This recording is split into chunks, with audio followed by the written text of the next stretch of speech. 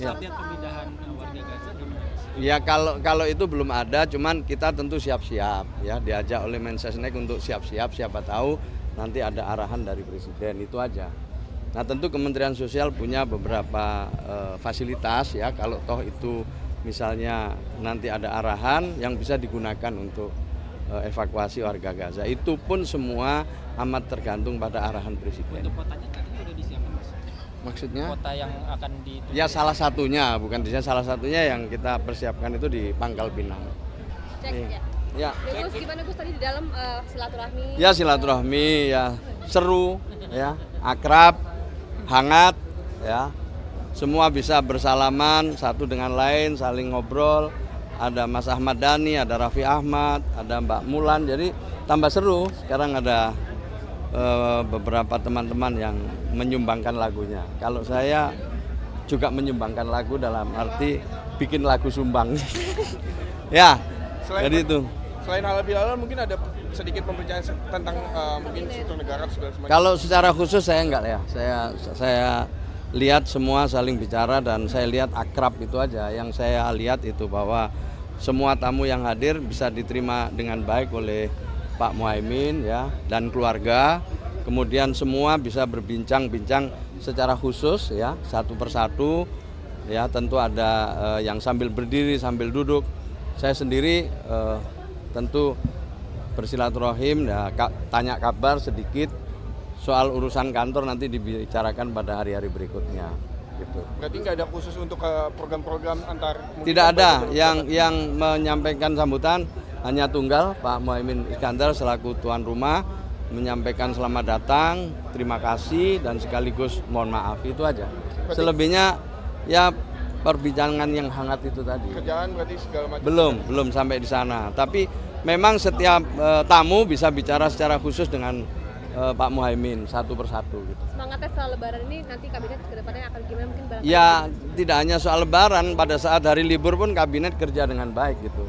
Semua saya lihat ya anggota kabinet bekerja meskipun di hari libur. Ya?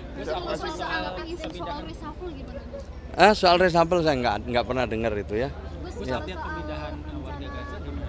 Ya kalau itu belum ada, cuman kita tentu siap-siap ya, diajak oleh Mensesnek untuk siap-siap, siapa tahu nanti ada arahan dari Presiden, itu aja. Nah tentu Kementerian Sosial punya beberapa fasilitas ya, kalau toh itu misalnya nanti ada arahan yang bisa digunakan untuk evakuasi warga Gaza. Itu pun semua amat tergantung pada arahan Presiden. Untuk kotanya katanya udah disiapkan, Mas? Maksudnya? Kota yang akan dituju. Ya salah satunya, bukan di sana, salah satunya yang kita persiapkan itu di Pangkal Pinang. Terus soal rencana pemberian pahlawan kepada pahlawan nasional kepada Pak Soeharto. Oh, pahlawan nasional. Ya nanti kita sedang proses, tentu awalnya adalah masukan dari gubernur. Gubernur mendapatkan masukan dari bupati, wali kota, yang sebelumnya bupati, wali kota itu adalah masukan dari masyarakat lewat seminar dan lain sebagainya. Setelah seminar selesai ada sejarawannya, ada tokoh-tokoh setempat ya, dan juga narasumber lain yang berkaitan dengan salah seorang tokoh yang diusulkan jadi pahlawan nasional. Setelah itu nanti prosesnya naik ke atas ke gubernur, ada seminar lagi, setelah itu baru ke kami. Nah di Kementerian Sosial nanti lewat Dirjen Pemberdayaan Sosial kita membuat tim, yang timnya juga terdiri dari berbagai pihak, ada akademisi, ada sejarawan, ada tokoh-tokoh agama, ada tokoh-tokoh masyarakat, membahas usulan-usulan dari gubernur-gubernur dari berbagai gubernur seluruh Indonesia. Nah setelah itu nanti kita matangkan, saya akan mendiskusikan, memfinalisasi, kami tanda tangani, langsung kita kirim ke Dewan Gelar. Terus terkait dengan ada dinamika terkait dengan penolakan usulan pahlawan buat Pak Soeharto. Ya tentu kita semua dengar ya, ini bagian dari proses, semua kita dengar, kita ikuti. Usulan dari masyarakat juga kita ikuti, normatifnya juga kita lalui. Kalau kemudian ada kritik, ada saran, tentu kami dengarkan. Terus update sekolah rakyat sudah berapa data yang disetorkan dari data? Ya sekarang ini yang sudah siap tentu 53 titik. Ada lagi survei 80 titik yang saya tidak tahu nanti dari 80 titik itu ada berapa titik yang bisa dimulai tahun ini pula. Jadi yang bisa di tahun yang sudah pasti yang bisa dimulai tahun ini adalah 53 titik. Sementara 80 lagi masih sedang disurvei oleh Kementerian Pekerjaan Umum. Tetapi yang mengajukan secara keseluruhan, baik itu revitalisasi gedung maupun juga lahan di atas 6 hektar, udah lebih dari 280 kabupaten kota dan provinsi yang mengajukan. Dalam skala persen kira-kira berapa persen Gus terkait dengan kesiapan sekolah rakyat itu Gus? Kalau untuk yang 53 itu sudah 80-an%. Ya, kira-kira 70 sampai 80%, tinggal sekarang rekrutmen siswanya. Untuk rekrutmen kepala sekolah sudah dimulai. Sekarang sudah masuk rekrutmen guru. Nah, yang melakukan rekrutmen ini adalah Dikdasmen, ya, dibantu tim yang lain. Sementara untuk yang lain-lain kita juga dibantu Kementerian Dalam Negeri juga. Kalau data siswa sudah masuk, Gus? Belum, jadi data siswa itu nanti semuanya harus masuk di DTSen desil 1 atau juga paling tidak desil 2. Jadi desil 1 dulu, karena di desil 1 itu ada yang miskin ekstrim. Nah, setelah itu baru nanti kalau sudah tidak ada baru ke desil 2. Jadi gitu ya, jadi harus masuk data dulu. Setelah itu diseleksi administrasi, diseleksi kesehatannya, lalu nanti ada wawancara dengan orang tua. Nah, setelah itu difinalkan dengan bupati wali kota setempat. Berarti Ya. daerah mana yang siap final untuk Ya belum untuk sekarang untuk ini udah, tapi udah ada 53 itu yang mengusulkan kepala sekolah beberapa kabupaten Kalau kota. yang melapor ke Des Komunikasi yang di Kalibata itu Sudah ada hampir 200 ya. Nanti Senin Selasa diteruskan, terakhir Selasa. Jadi kita sudah dengan Des itu kita sudah lebih detail lagi, sudah lebih rinci dengan kabupaten kota dan provinsi. Mudah-mudahan tidak ada masalah. Juli nanti kita paling nggak bisa kita mulailah mungkin masa orientasi dulu gitu. Karena ini latar belakangnya, kemampuannya juga masih berbeda-beda. Gus, 53 titik itu di daerah mana aja Gus secara spesifik? Ya, ya hampir di semua daerah, tapi terutama ya di Jawa, kemudian juga di Sulawesi Selatan ada, di di Sumatera Selatan juga ada, di beberapa titik luar Jawa ada. Ya, tapi Jawa Barat, Jawa Timur dan Jawa Tengah juga ada, itu Banten juga ada. Jadi semuanya sedang diverifikasi, ya. Oke.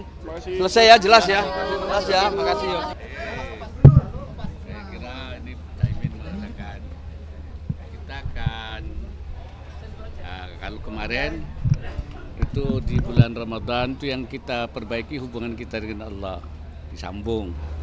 Nah, sekarang disambung antara kita dengan kita manusia, silaturahim.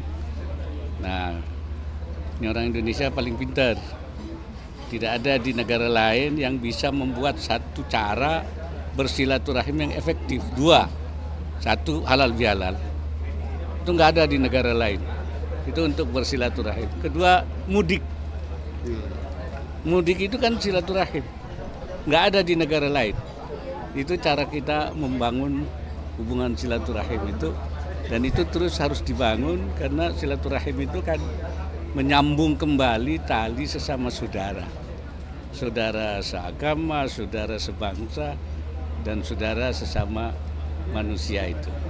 Rahim itu satu rahim, ya rahim ibu. Jadi semua kita ini dianggap satu rahim ibu, baik sebagai sesama muslim, ukhuwah Islamiyah, sebagai bangsa, ukhuwah wataniyah, baik sebagai manusia. Karena kita semua dari Bapa yang satu, Ibu yang satu, Adam dan Hawa. Kan sebenarnya saudara semua itu. Saudara. Nah, itu yang harus disambung terus. Karena itu tidak boleh ada konflik. Ya. Tapi jangan hanya formalistik. Hanya ketemu. Kenapa? Karena harus dihilangkan sekatnya, permusuhannya, dendamnya harus hilang. Dari mana itu? Hatinya. Jadi yang harus diperbaiki dalam silaturahim itu membersihkan kembali hatinya. Karena kalau hatinya tidak baik itu perilakunya tidak baik. Kalau ada orang cemberut itu hatinya berarti tidak baik. Kalau ada orang ngomongnya sengak itu berarti hatinya tidak baik. Karena itu kita mulai bersilaturahim berhalal bihalal dengan membersihkan hati kita. Saya kira itu. Ada suasananya di dalam, mungkin ada wejangan khusus kepada Kabinet saat ini. kabinet saat ini. Iya.